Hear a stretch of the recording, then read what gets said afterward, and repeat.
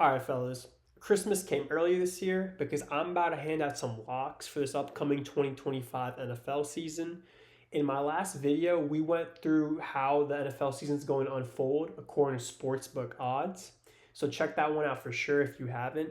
But in that video, I did say if anyone wanted me to drop another video on odds I think you can take advantage of, just let me know in the comments and I would. So here we are. Shout out Flat Toolin FF. This one's for you, bro. So let's jump right in. We're going to look at win totals first. I had a lot of win totals, which I felt some way about, and I narrowed it down to these right here that we're going to go through. Again, if you want me to drop another video on just win totals and if I think over or under for all 32 NFL teams, then let me know and I will get that one out for you guys. But we'll start right here with a team I think that's severely undervalued in this year's preseason betting odds, and that's the Atlanta Falcons. So the Falcons are currently at 7.5. So of course I should say that all these odds and totals could be different when you go log into your books. This is from when this recording dropped and when I was actually digging into these locks. But we got the Falcons set at 7.5, over 7.5 at -140. So that's my first play here. And my reason for that is if we look at just last year, the Atlanta Falcons were 8-9. So they already hit this over 7.5. But last year, there was a lot of ups and downs with Kirk Cousins. They traded for Kirk Cousins, gave him a big contract, and he didn't exactly pan out the way they thought he would, like he was playing over in Minnesota. And then you saw Penix come in near the end of the year, win some games, but he was still a rookie at the end of the day. And they're entering this year arguably better after the draft than they were last year. I think Jalen Walker was a huge addition. And JPJ trading up for him was another huge addition on the defense. They added some really good defensive players, which on already what I think is a not bad defense. And their offense is honestly not bad either. Like 8-9 is not a bad record, and you got Drake London, Bijan Robinson, a pretty solid O line. Kyle Pitts looked a little bit better here and there last year. I said Drake London obviously, and then you just had some players like Darnell Mooney who stepped up last year.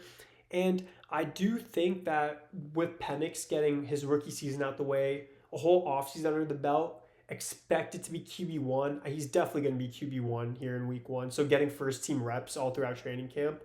I think this 7.5 total set kind of low.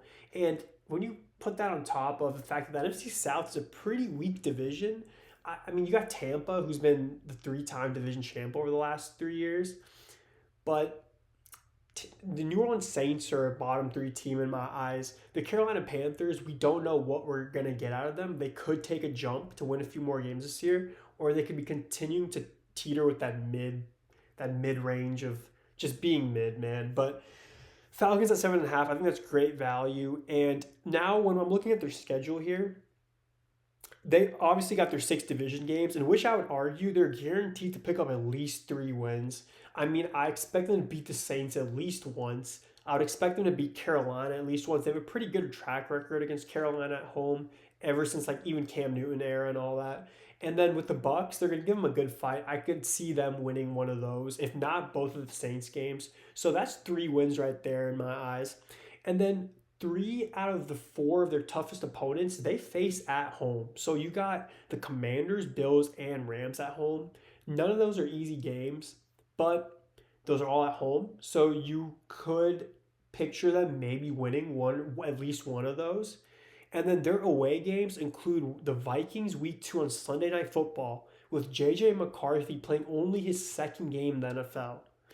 You play at New England. New England should be better this year, but they're still not. They haven't proven to us they're a playoff team yet. You got at Indianapolis, another road game, which I think the Colts are going to be better next year. But if AR flops again, that should be an easy win for this Falcons team. And then at Arizona, I don't know what Cardinals team we'll see next year, but if they're not taking that next step to being a sure playoff team, that's another not too bad road game for the Falcons here. And then on top of this, the NFL has them slotted for 5 primetime games. So what that tells me is that the NFL doesn't expect the Falcons to be a trash team this year. Atlanta is not a small market, but it's not Dallas, it's not New York, it's not Pittsburgh, it's not a team where you're guaranteed a bunch of primetime games every year. So the NFL is giving them their respect with 5 primetime games. And for that reason, I do think this over 7.5 is pretty likely to hit. The one con to this is if Penix is not good, and then they could suffer. And I think that's the only way this 7.5 over does not hit. And then I'd go another step and even consider sprinkling on over 9.5 at plus 225 for all the same reasons I just listed. I think they could. I think their ceiling is a 10-win team this year, and that is a gamble I'd be willing to take. So then next we move on to a team who I think is again undervalued, and that's the Denver Broncos. Broncos over 9.5 is minus 105, but personally, and I mean at minus 105, I'm slamming that one. But personally, I would really dabble with this Broncos over 11.5 at plus 280. This Broncos team last year was 10-7 with the rookie quarterback in Bo Nix. And they go out and have a really solid draft and bring in some gamers. And they added guys in free agency like Dre Greenlaw and Evan Ingram, which are no doubt going to improve this team. And they didn't lose a lot of players. So this is mostly a returning team with some key additions. And this schedule seems very, very fair to Denver. They have tough games, obviously, with the Chiefs twice a year and the Chargers twice a year within their division, the Bengals at home, etc. But they also host the Giants and Cowboys, play the Raiders twice, host the Jaguars, and start the year with Tennessee at home. And I don't care who comes in to play at Denver. Playing in Denver has never been an easy environment due to the altitude, and it's never going to change. It's always a tough place for opponents to play. And I am a true believer in the Denver Broncos this year. I think this team could surprise a lot of people and potentially, keyword potentially, win the AFC. Be the number one seed in the AFC. Not win the AFC, but be the number one seed. I think 12 wins is definitely possible if Bo Nix continues to trend upwards and guys like RJ Harvey and Evan Ingram make a difference to this offense. To an already solid defense who just added another lockdown corner to pair back their PS2.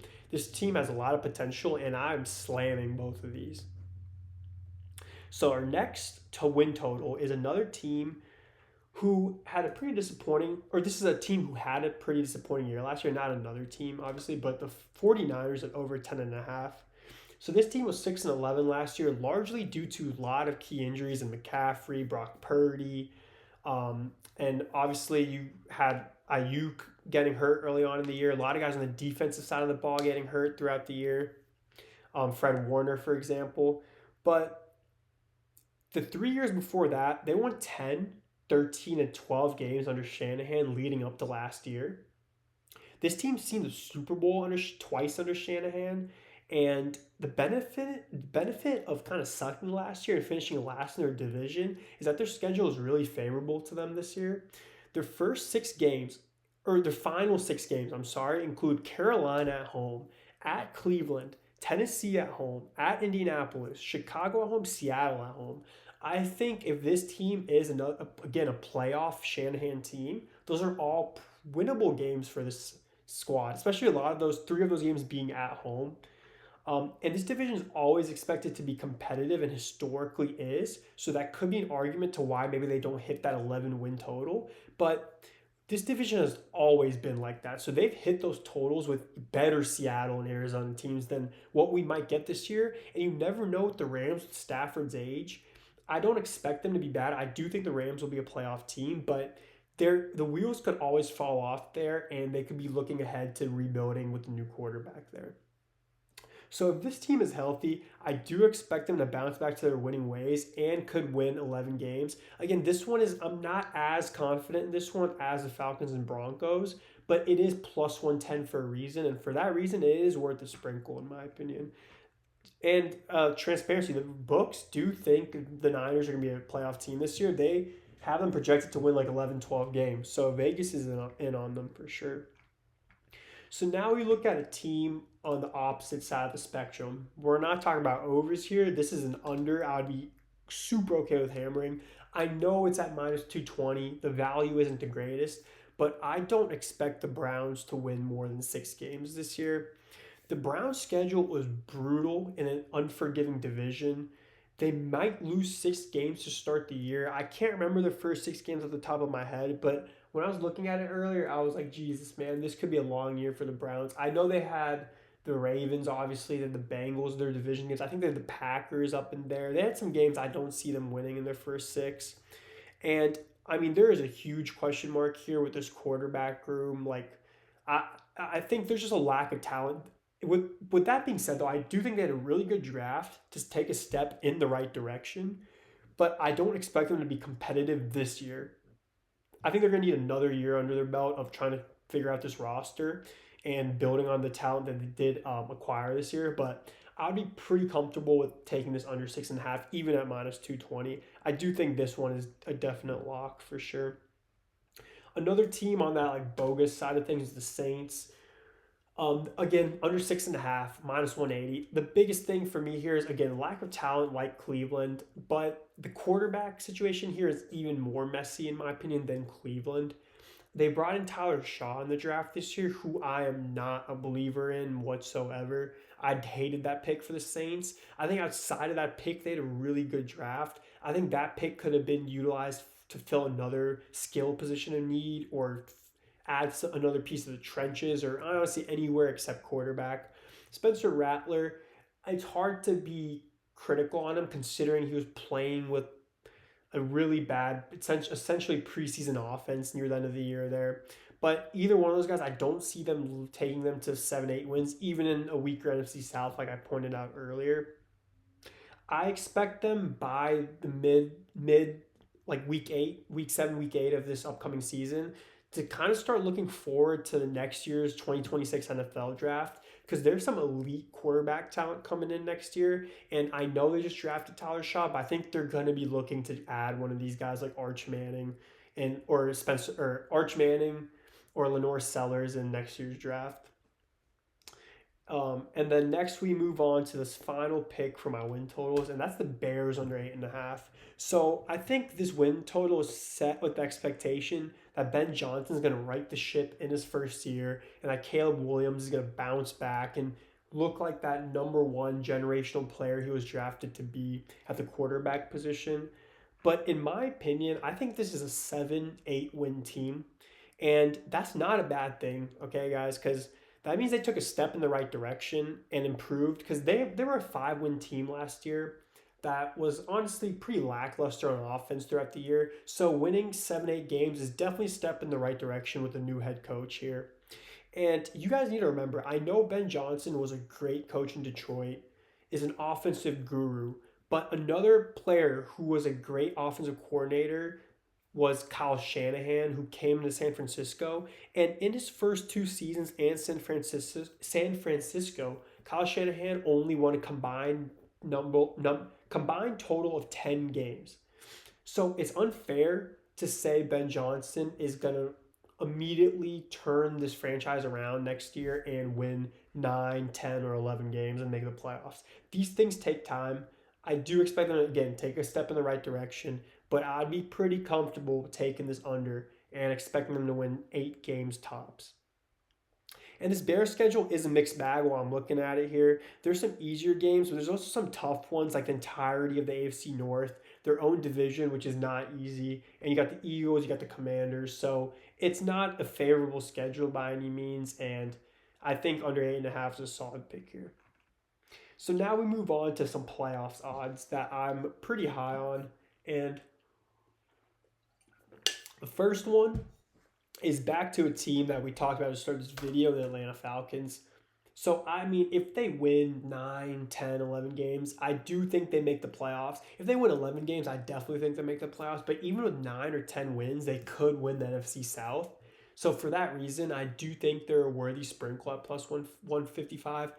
The only other team realistically in their way is the Tampa Bay Buccaneers. I do think Carolina takes a step forward this year and wins 8 games, maybe 9. But I would still favor the Falcons and the Bucks making the playoffs over them. And I think the Falcons at plus 155 is pretty good odds. I do think Vegas is kind of sleeping on the Falcons just a little bit. I mean, I'm not saying they're going to be a Super Bowl contender or anything, but I do think they can be a solid playoff team with this offense.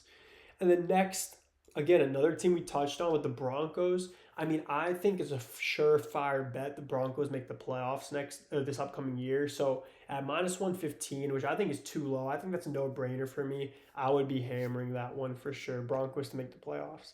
And now this one's an interesting one I saw on DraftKings when I was creating this list for this video.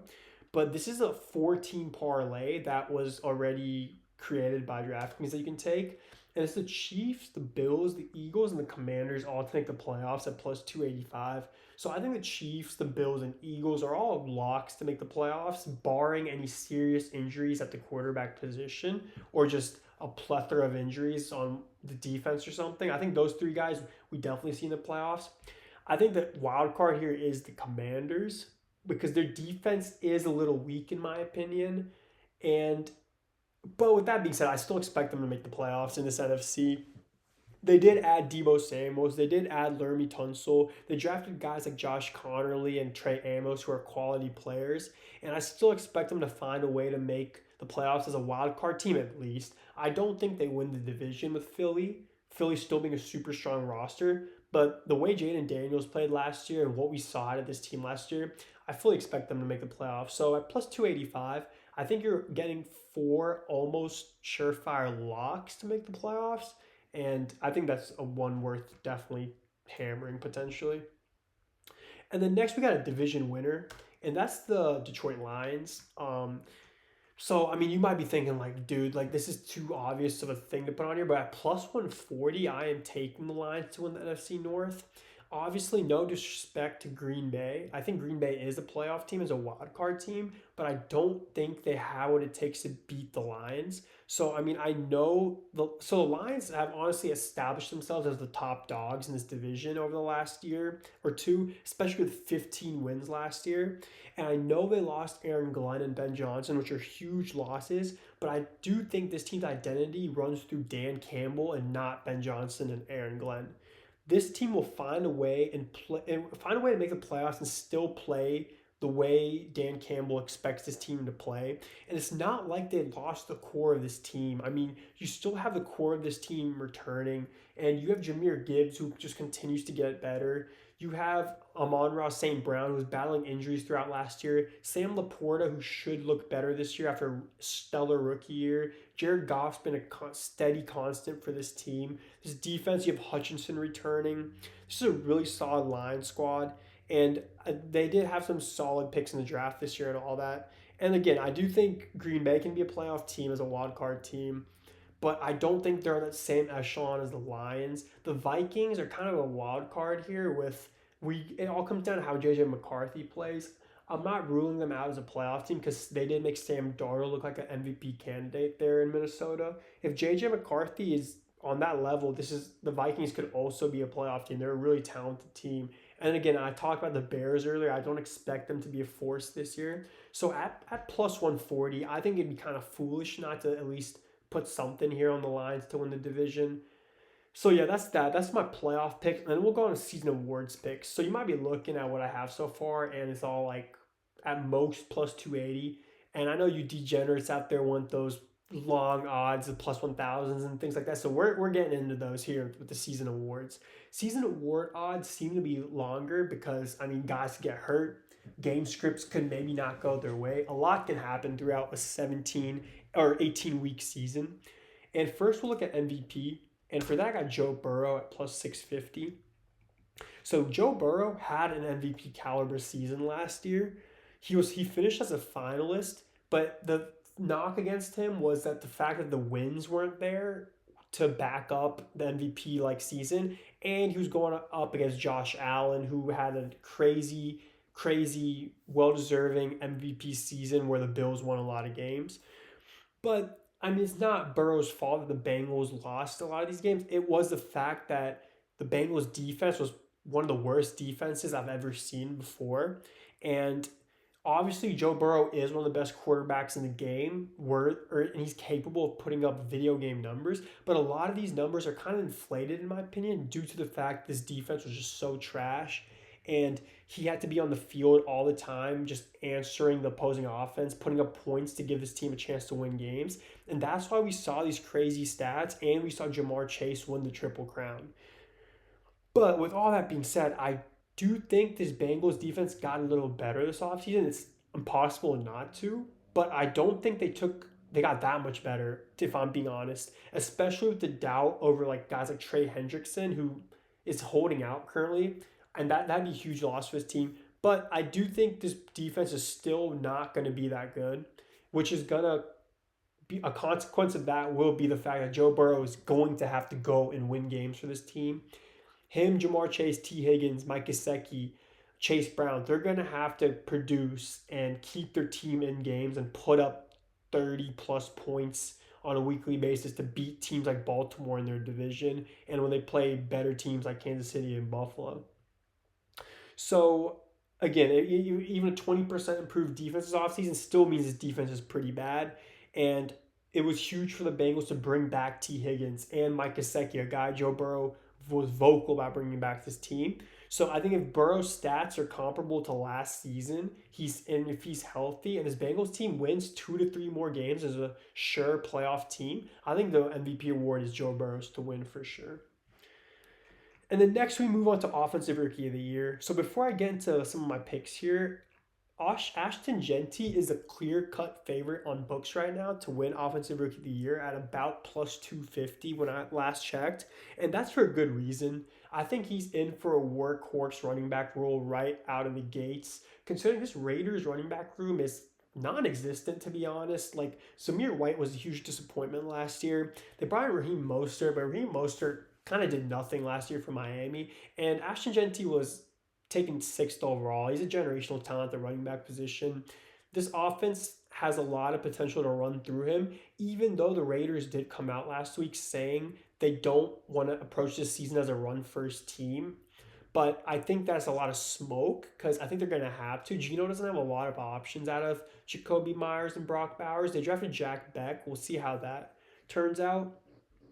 But why I do think there's a chance he doesn't really win Rookie of the Year is the fact that we thought Bijan Robinson and Najee Harris would be workhorses right out the gate, and that they didn't exactly put up the numbers we thought they would in their rookie years. The truth is, it's rare these days for a rookie running back to put up video game numbers from the jump in their rookie years. They tend to get things going later in the season. We see this in fantasy football too. And, I mean, obviously in real life. So we didn't see it with Christian McCaffrey. We didn't see this with Derrick Henry. We didn't see this with Bijan Robinson, Jahmyr Gibbs, and a lot of other guys. The last time we saw a rookie running back actually win the Offensive Rookie of the Year award was in 2018 with Saquon Barkley. And Saquon Barkley did put up crazy numbers on a Giants team where he was like basically the first option out the gate. And we could see that with Jeanty. I'm not discounting that at all because this Raiders running back room, again, like I said, is non-existent outside of him. And considering this quarterback class, so, I mean, before we keep going, so ever since that Saquon Barkley Offensive Rookie of the Year season, the award has gone to 4 quarterbacks and 2 wide receivers.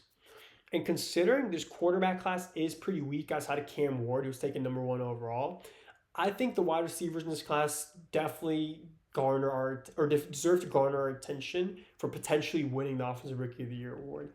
And the first guy we're going to talk about is Travis Hunter at plus 1,000. Travis Hunter has all the hype behind him as the Heisman Trophy winner last year, being the two-way unicorn player he is, and he was drafted number 2 overall. The Jags traded up to get Travis Hunter. So if Travis Hunter primarily takes snaps at wide receiver in this Liam Cohen offense with a healthy T-Law who finds his groove, we could see him put up some crazy numbers. Also, he is a rookie, I know, but we saw BTJ put up a 1,000-yard season last year. And when you have BTJ on the other side of the field as Travis Hunter, defenses can't divert all their attention to Travis Hunter or BTJ. they're going to have to pay their respects to both these receivers, giving them both ample opportunities to get the ball, make plays, get yards, and get touchdowns. So, from a talent perspective, at plus 1,000, Travis Hunter definitely deserves a sprinkle on Offensive Rookie of the Year winning odds. And you got to remember, a lot of players in all sports obviously have to earn these awards, but a lot of it is the hype behind the name. And Travis Hunter has all the hype behind his name to definitely be in that conversation. If he has a 1,000-yard season or even 900-yard season, a bunch of touchdowns, a bunch of crazy plays, and just looks like that video game Madden player we expect him to be, at plus 1,000, I think we would look back and be like, dang, I was a fool for not taking that. And then next we move on to another receiver, and that's Teteroa McMillan, T-Mac. So I think he landed in a really solid position where he deserves our consideration. Bryce Young was able to get it going in the last 2 months of last year's season for the Carolina Panthers, and he was throwing the ball to guys like Adam Thielen, David Moore, Jalen Coker, and then you had a Leggett up in there, but he had his struggles throughout all of last year. But the thing is, Bryce Young was just able to feed these guys after looking like a bust. He came back in a big way and proved why he was the number 1 overall pick, at least for that 2-month span. He still has a long ways to go to really defend the fact that he was taken number 1 overall, considering all that Carolina gave up. But we saw the flashes, and under Dave Canales, we saw this offense be able to put up numbers, especially in the games like against Philly, where they almost beat the Eagles, almost beat the Chiefs, lost to Tampa Bay in OT, beat the Falcons with Bryce Young throwing 5 touchdowns at the end of the year. So now you're bringing in a potential true alpha wide receiver 1 in a 6'4" T-Mac who put up crazy numbers in college. And this team is honestly centered around its offense, with Canales being an offensive-minded coach. This defense is still not there. It's still a pretty weak defense, in my opinion, even though they made some good picks in this year's draft and brought in some guys. But don't be surprised if Nalo has a 1,000-yard season and takes home the Offensive Rookie of the Year award, especially if this Panthers team takes advantage of a weaker NFC South and finds their way into the playoffs.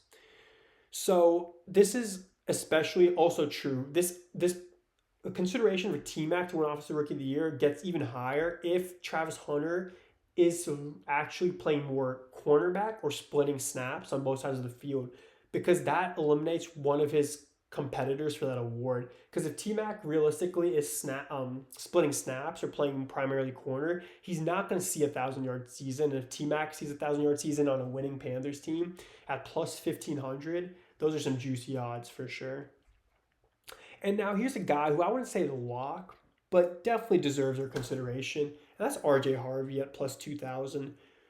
So he's already likely the running back 1 in this Denver running back room with a top 3, top 5 offensive line in this league. And again, I'm high on the Broncos. I think this offense will be firing on all cylinders. And RJ Harvey is going to definitely benefit from having this immense offensive line this team doesn't have to be run first. There's going to be opportunities for RJ Harvey. He can catch the ball. He can run the ball. This is a player who had a really productive college career. And I think if he went to a bigger SEC school, we would have seen him go in the first round. But another thing is Sean Payton, the head coach of the Denver Broncos, has selected 4 running backs in the first 3 rounds of his NFL career through NFL drafts. And I'm going to read out these guys. So you have first was Offensive Rookie of the Year finalist, Reggie Bush. We know how good Reggie Bush was in college. This guy was an absolute gamer. You have Mark Ingram, who was another Pro Bowl player throughout his career, and especially there in New Orleans. And then you have one player who actually won Offensive Rookie of the Year in Alvin Kamara. Alvin Kamara was a 3rd-round running back, and we know how great of a career Alvin Kamara has had. And now the 4th running back Sean Payton has taken in the first 3 rounds of NFL drafts is RJ Harvey. The Denver Broncos passed on guys like Omarion Hampton in the first round or Quinshon Judkins and a lot of Travion Henderson. So they passed on what guys were labeled as that upper echelon of running backs, and were really, really confident in wanting RJ Harvey there on day 2. So at plus 2,000, with this track record Sean Payton has and the team he landed on, he definitely deserves our consideration. And then lastly, I got Coach of the Year and Liam Cohen at plus 1,400. So there's a clear path for him to win this award, and that's if he rights the ship with Trevor Lawrence, gets him looking back like being a true number 1 overall pick at the quarterback position. This division, like the NFC South, is a weak division. This division could be won, in my opinion, by the Texans, by the Colts, or even the Jaguars if T-Law looks good. The Jags defense is still pretty weak on paper, but this offense does have some potential for sure. So I think if the Jags win this division, make the playoffs under Liam Cohen, T-Law is healthy all year, we see Travis Hunter ball out and potentially win Offensive Rookie of the Year. We see BTJ continue to ball out. We see Liam Cohen bring out the best of guys in the running back room and guys like Brenton Strange at the tight end position. This award could definitely be won by him. And if you look at the Coach of the Year, if you look at the coaches with the highest odds to win Coach of the Year, it's all guys like Ben Johnson, Dave Canales, Liam Cohen, all young head coaches who are coming into teams who haven't made the playoffs, who could potentially right the ship and make the playoffs. So these are all my favorite picks, studying the books, and I had to cut out a bunch of things that were like borderline, but these are all I'd be comfortable taking. And if there's anything you guys think are hidden gems, drop them down in the comments for everyone to see. And I'll catch you guys in the next video. Peace.